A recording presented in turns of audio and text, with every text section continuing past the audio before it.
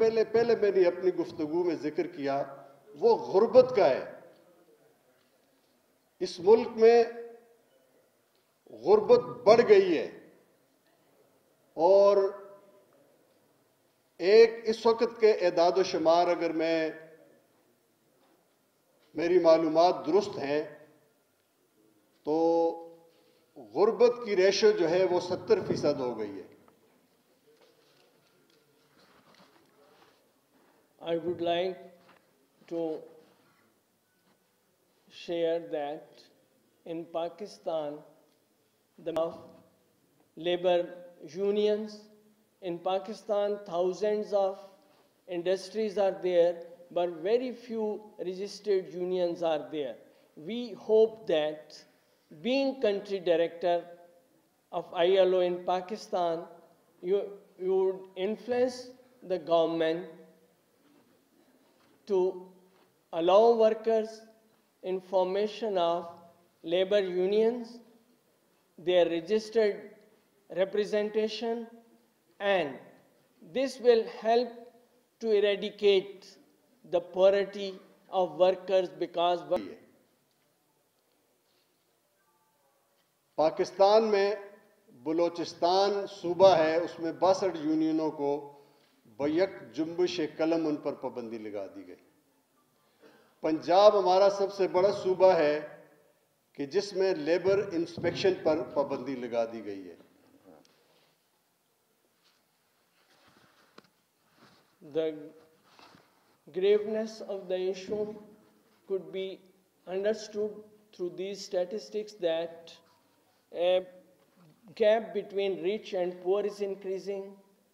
More than 70% workers are living below the line of poverty, and in Balochistan, right come and deliver her speech for the labor of Pakistan, and we also feel very pleasure to see him here amongst us, and I request her she come and deliver her speech, please. Distinguished gentlemen at the dais, including the leadership of NLF and PWF this afternoon, it is indeed a great pleasure for me and on behalf of the ILO to be present here at this gathering.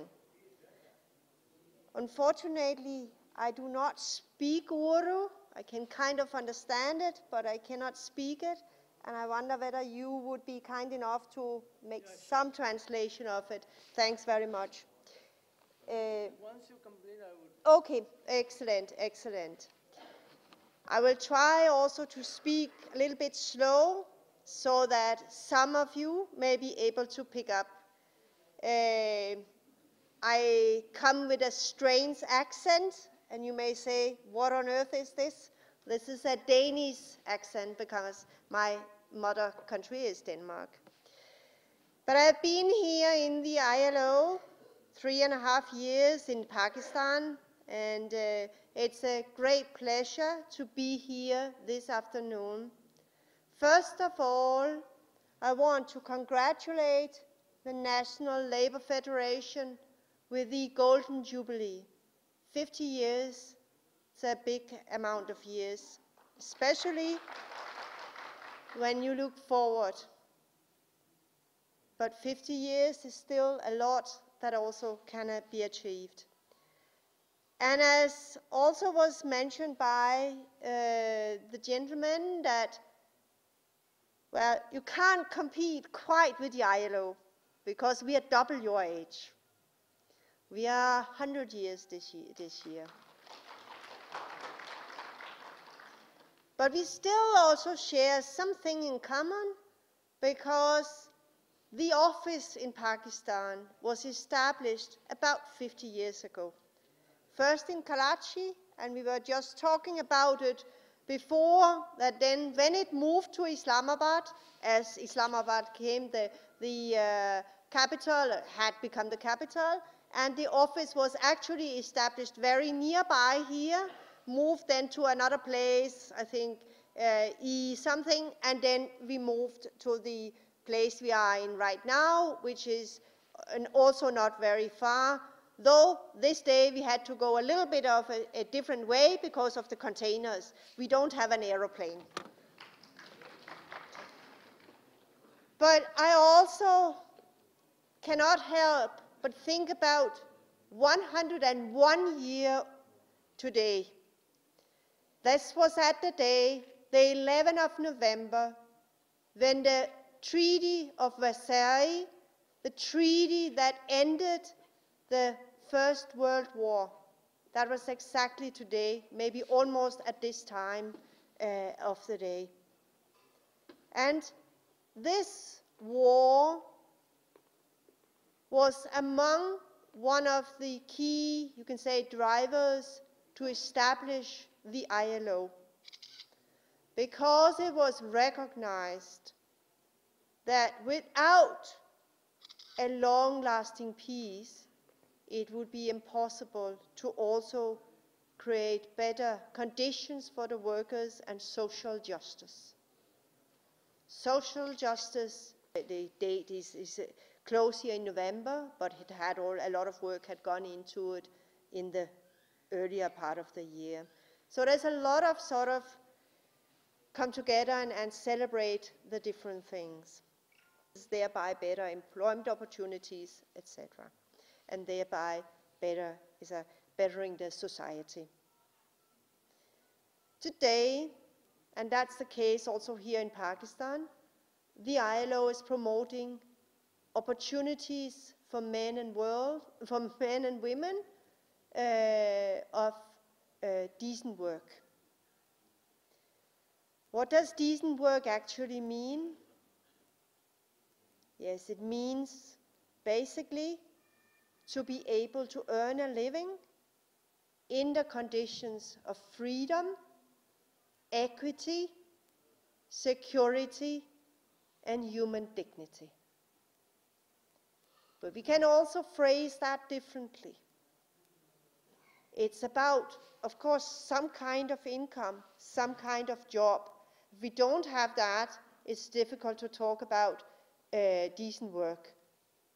But it can be wage work at a company, but it can also be self-employment, or it can be to own a small business or a big business. So there are many ways of doing that.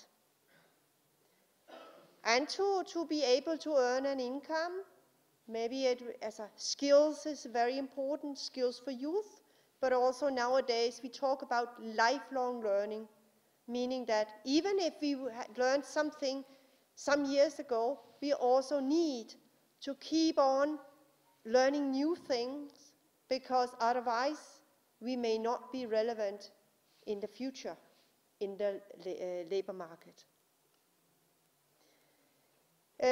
But it's also about enterprise development, be it very small enterprises or the biggest enterprises in the world.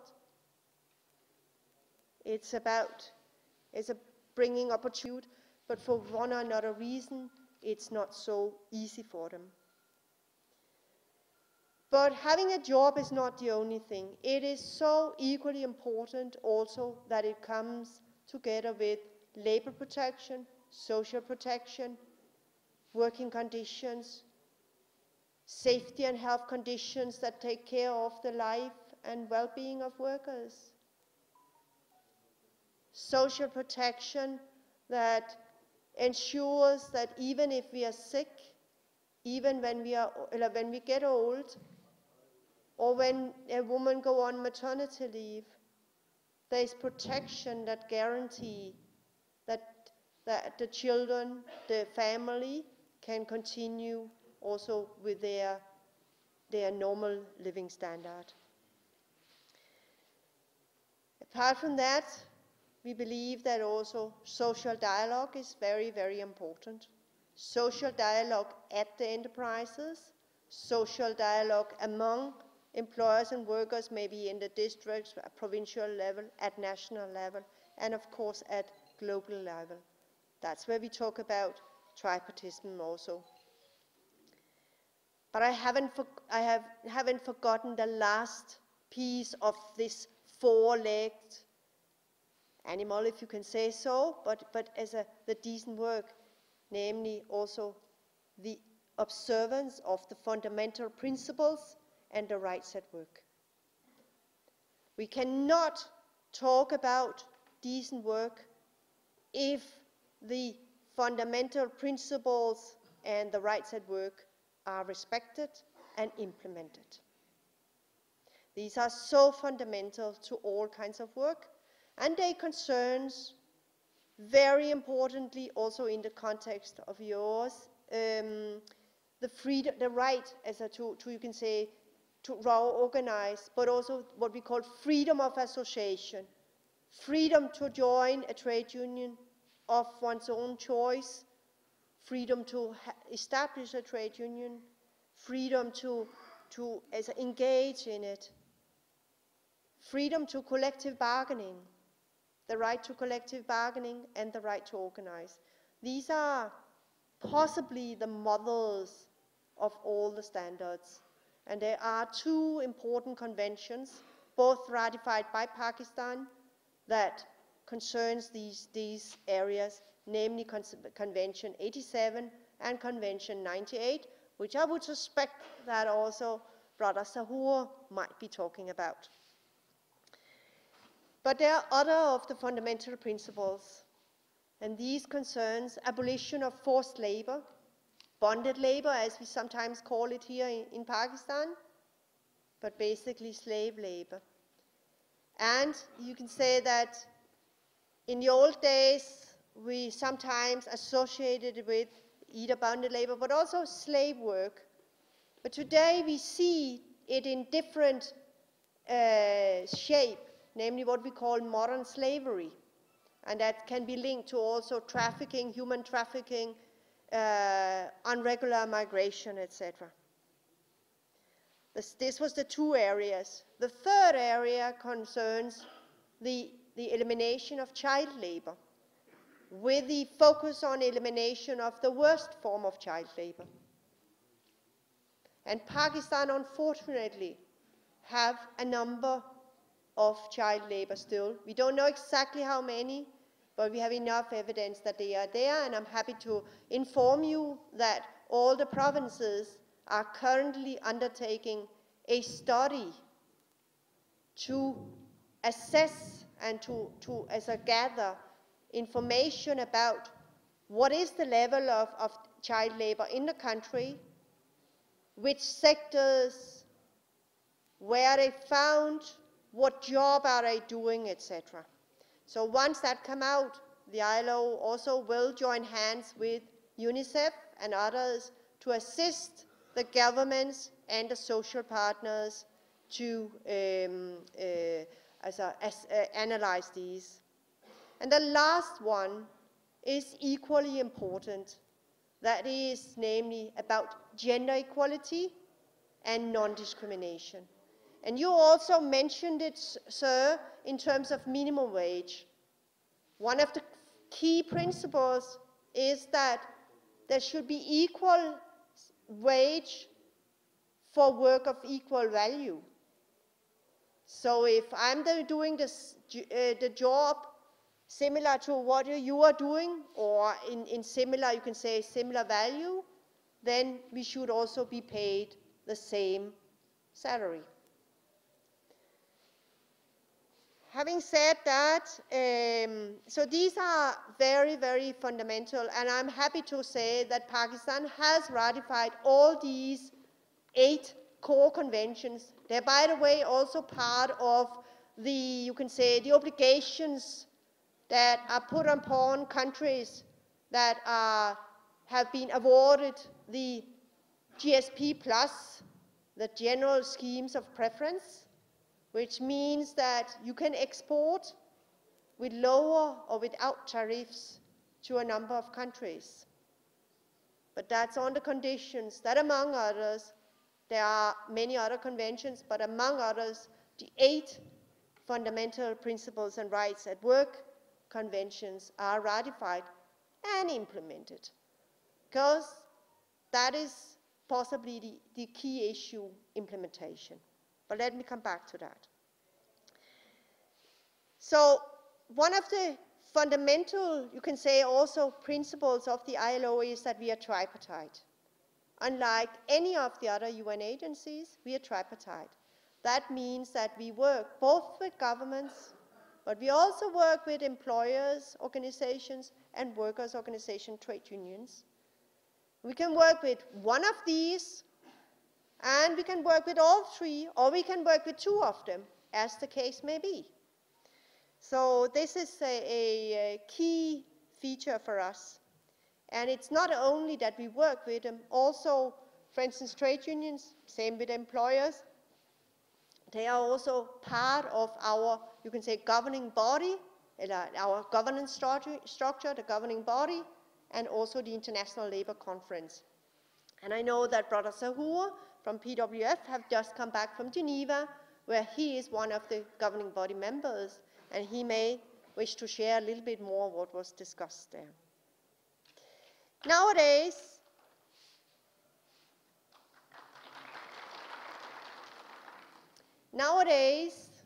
we are part of the UN system, and therefore also we not only work with the partners, and we have here in Pakistan what we call the Decent Work Country Program that we have signed with the key partners, employers, workers, and the government.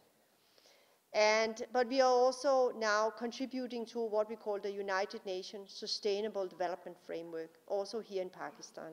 And the two key areas that we are working on is the decent work and also the social protection.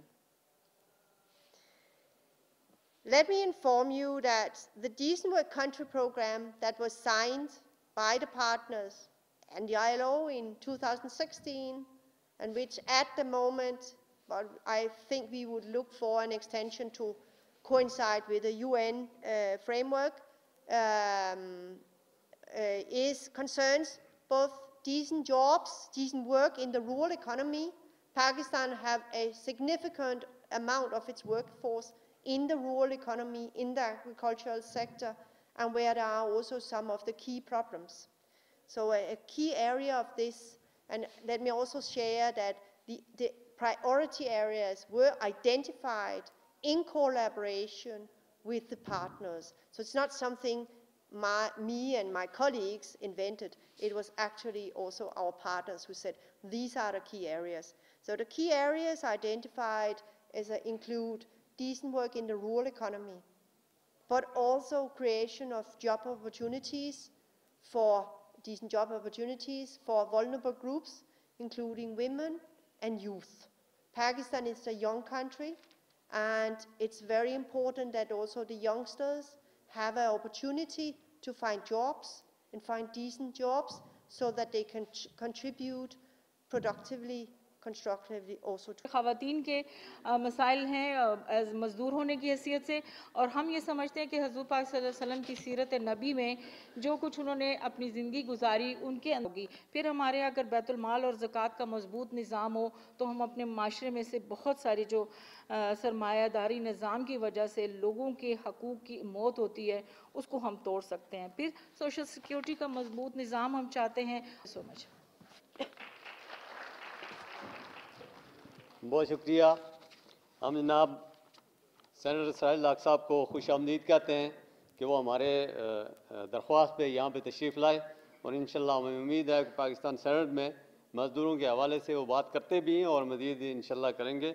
इसके बाद मैं हमारी यूनियनों के साथियों, भाइयों और बहन, मेरे ख्याल में खातून एक ही हैं, ख्वातीन, तो सबसे पहले मैं नेशनल लेबर फेडरेशन के मैं जिस ज़माने में हम इस्लामी जमीयत तलबा में थे, मैं अभी सिराजुल हक साहब को कह रहा था, हम साथी थे उस वक़्त में, लेकिन दरमियान में मुलाकात, लेकिन इसी के साथ साथ मैं ज़ाती तौर पर बहुत मुतसर बारगेनिंग एजेंट वर्कर के लिए किरदार अदा करें। जमहूरियत बुनियादी हक है हमारी, और नेशनल लेबर फेडरेशन की ये बड़ी अहम बात थी कि वो जिस एरिया में थे, जिस सिलसिले में थे, हम सपोर्ट करते थे और सपोर्ट करते आए हैं। ये वो बुनियादी चीज़ है कि हम بے شک اپنے اپنے طور پر، کیونکہ ایک ہوتا ہے، پہلے تو یہ ہے، بالکل یہ درست فرمایا سواتی صاحب نے کہ 3% ورکرز یونینائز ہیں. ہمیں تو یونینائز کرنا ہے ورکر کو جو 97% بقایا ہیں اس ملک کے اندر. جو یونین بنانا بڑا مشکل کام ہے.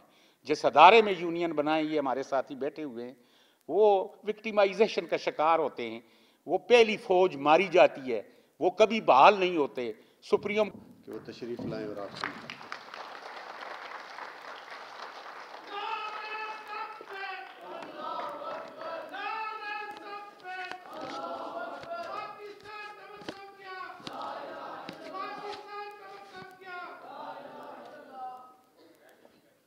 الحمد للہ رب العالمین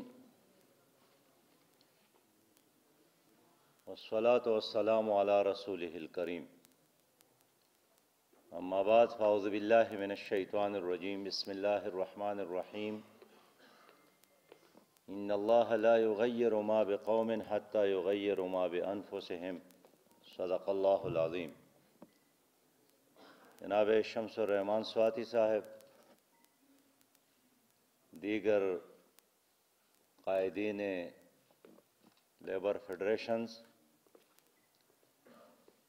اور میرے ہم سفر ہم قدم انقلابی بھائیوں، دوستوں اور ساتھیوں، میں نیشنل لیبر فیڈریشن کی قیادت کو مبارکباد پیش کرتا ہوں کہ انہوں نے آج کا یہ کنونشن بھی انعقاد کیا اور بتایا بھی کہ 50 سالوں سے یہ فیڈریشن مزدوروں کے حقوق کے لیے یہ تنظیم کام کر رہی ہے.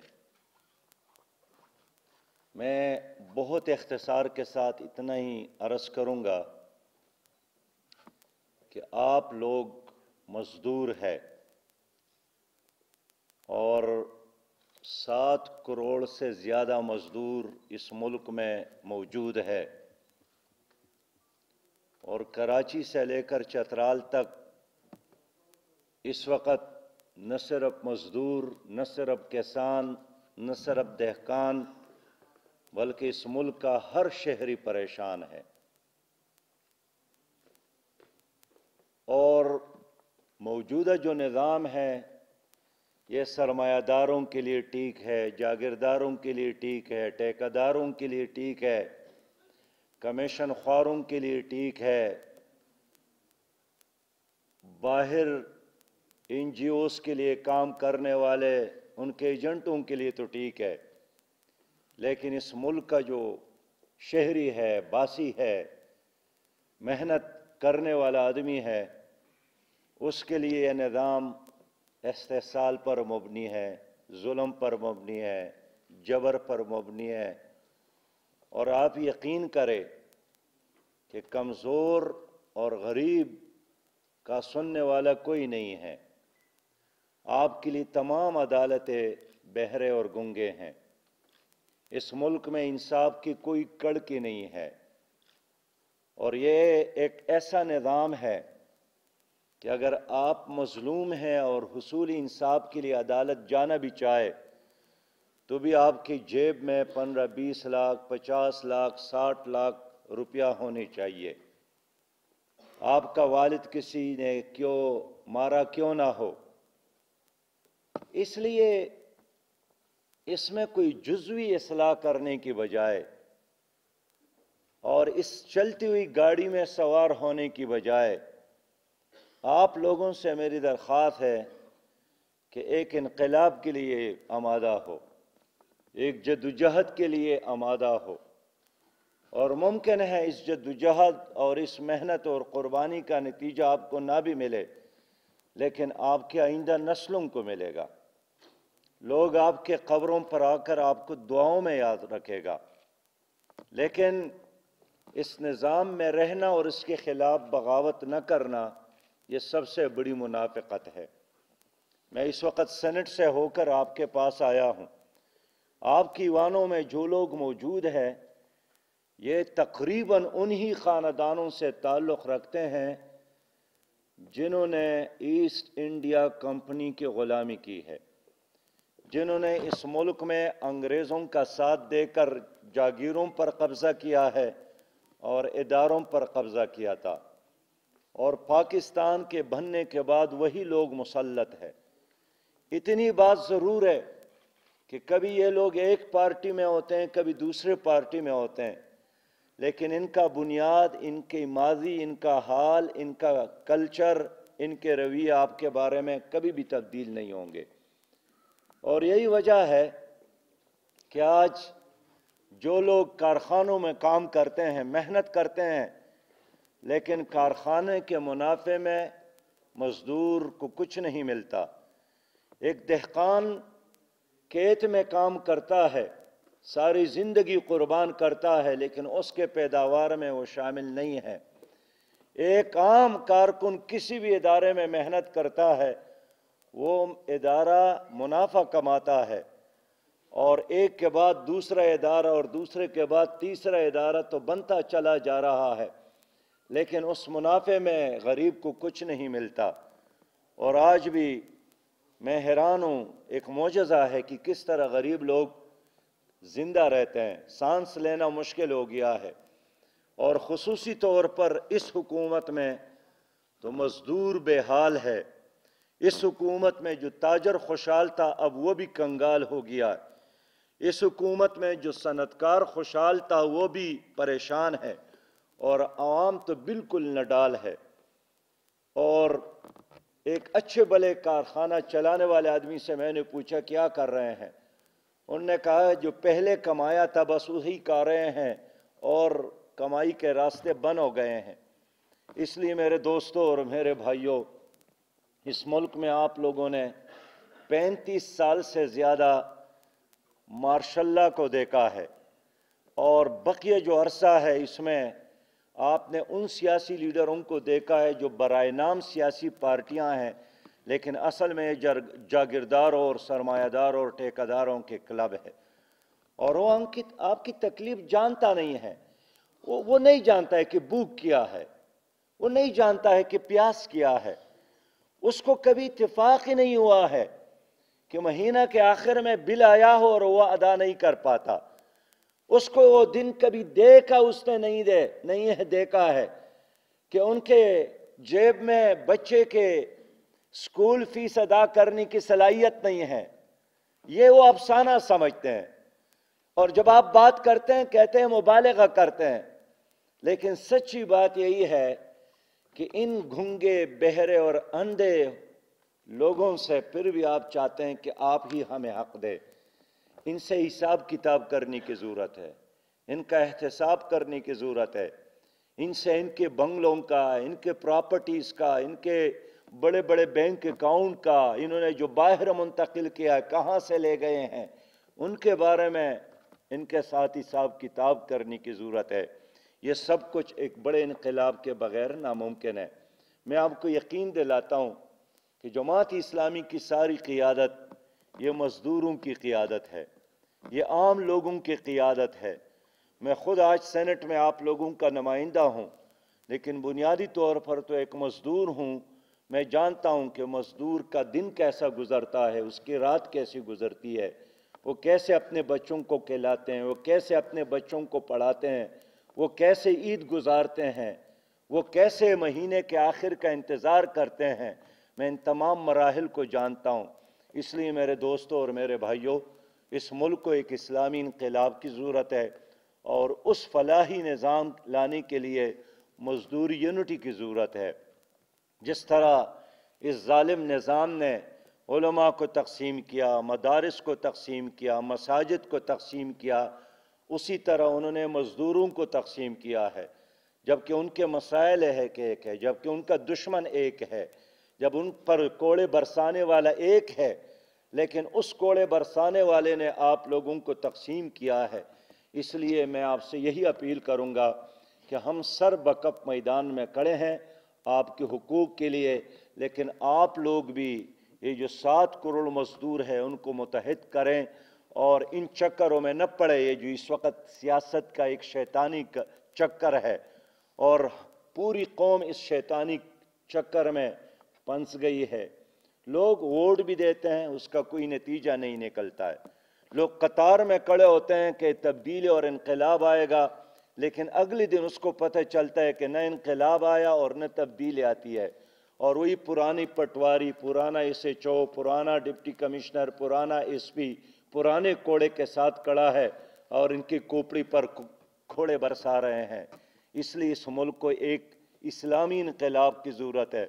میرے پیارے بھائیوں اور دوستو، میں ایک فائنانس سے وابستہ، ایک معیشت کے ساتھ تعلق رکھنے والا، 2 بار فائنانس کے وزارت سنبھالنے والا، میں اپنے تجربے کی بنیاد پر بات کرتا ہوں کہ اگر اس ملک میں ایک اچھی حکمرانی قائم ہو جائے تو آپ یقین کریں کوئی بھوکا سن نہیں سوئے گا۔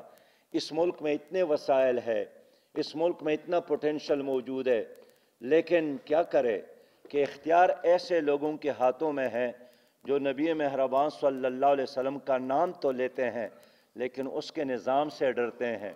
اب بار ربیع الاول گزر گیا، آپ نے دیکھا کتنے لوگوں نے محبت کا اظہار کیا، بڑے بڑے جلسے جلوس، لیکن نظام کے لیے تیار نہیں ہے، اس لیے کہ نبی مہربان کا نظام آپ لوگوں کے لیے ہے، اور جو نظام محمود و ریاض کو ایک صف میں کھڑا کرنے کا صلاحیت رکھتا ہے، اس نظام سے یہ لوگ ڈرتے ہیں۔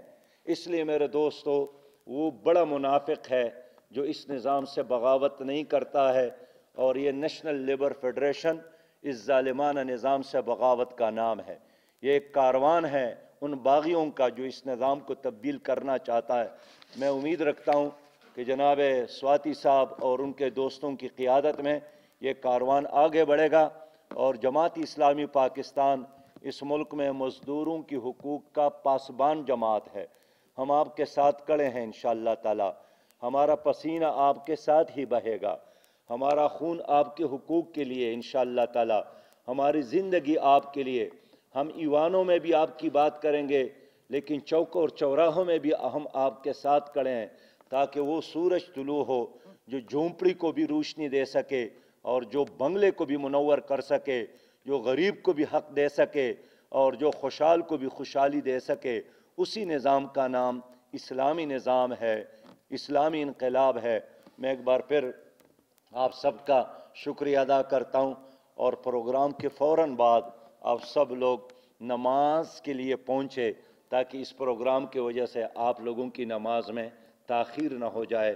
وآخر دعوانا الحمدللہ رب العالمین۔